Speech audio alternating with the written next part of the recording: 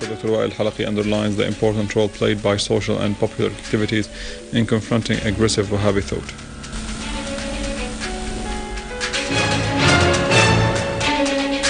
Iran says Syrian people are the only party who determine the future of Syria and not other states.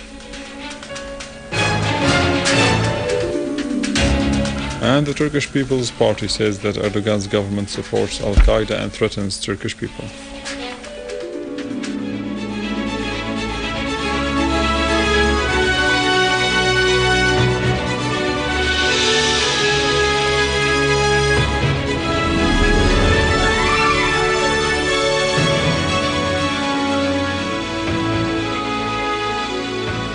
Good afternoon, this is news in English from the Syrian Arab Television in Damascus.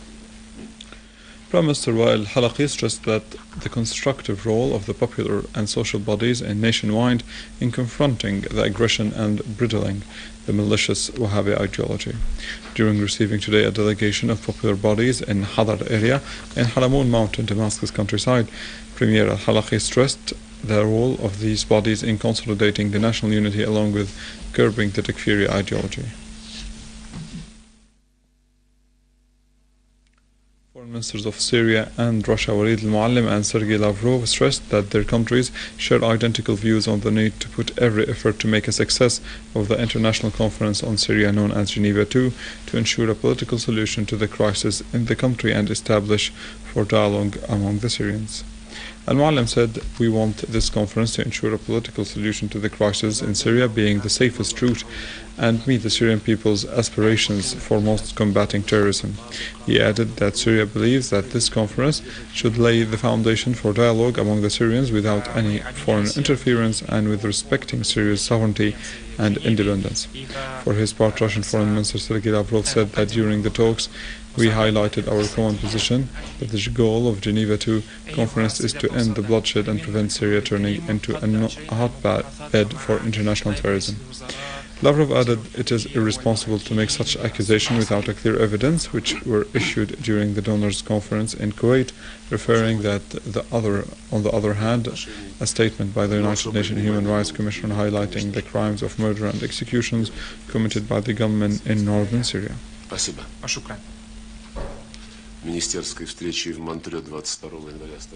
Activities of the Syrian National Gathering kicked off today at Damascus-based Damaroz Hotel with the participation of national and civil bodies. The gathering, held under the title of "The Syrians Say the Final Word in Geneva II," is held by the Central Committee of the Syrian Popular Reconciliation.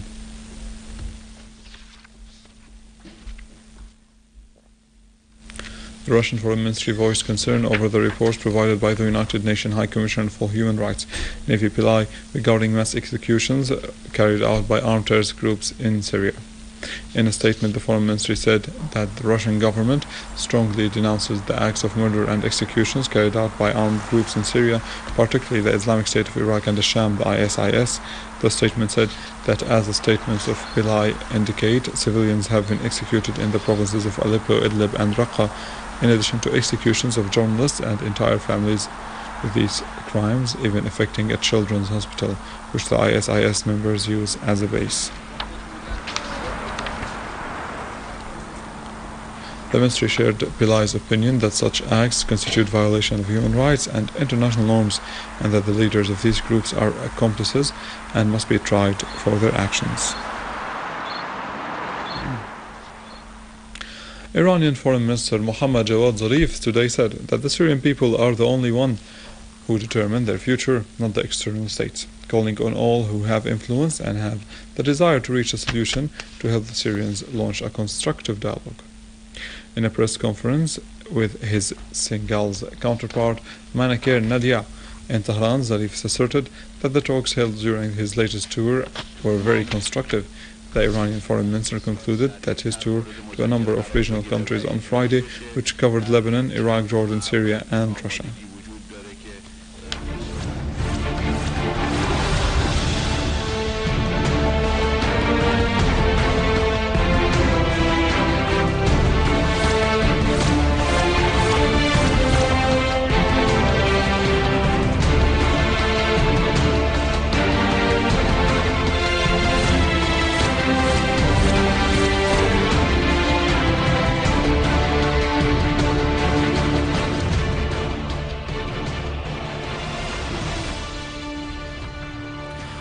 American experts said that the United States claims that the Syrian army used poisonous sarin gas in an attack on eastern Ghouta Damascus suburb last August are weak and false.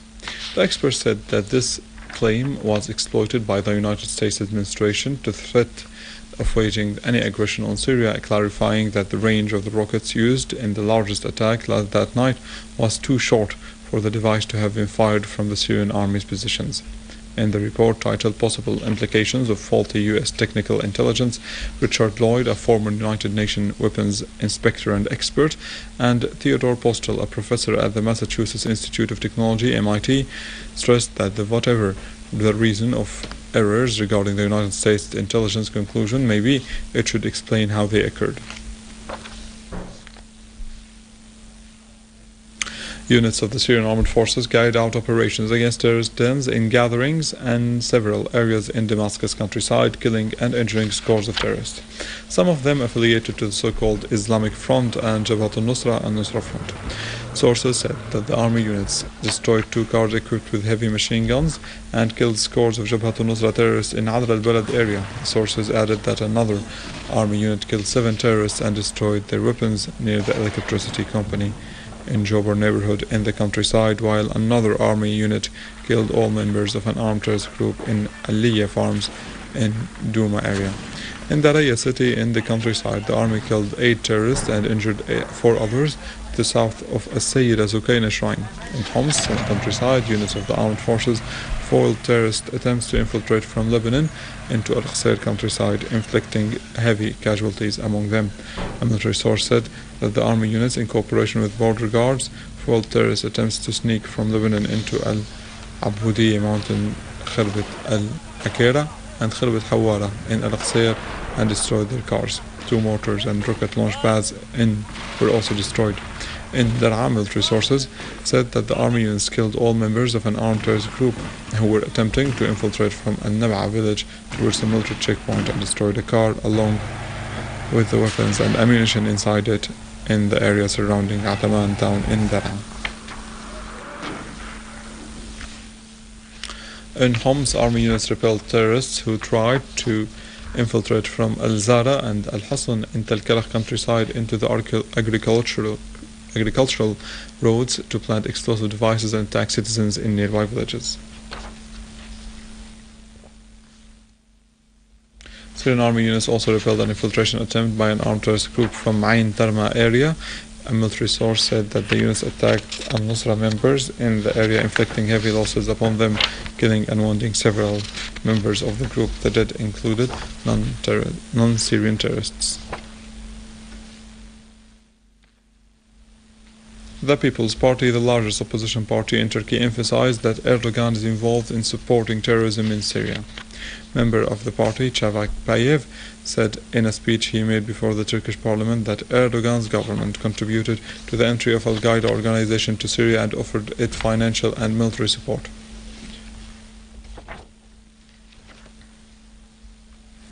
With this, we end our news for today. Thank you for watching. For more details about Syria and the region and to view this bulletin again, you can always visit our website in English, www.syriaonline.sy. Now to the latest in business and market news with Nariman Qassam, but after a short break.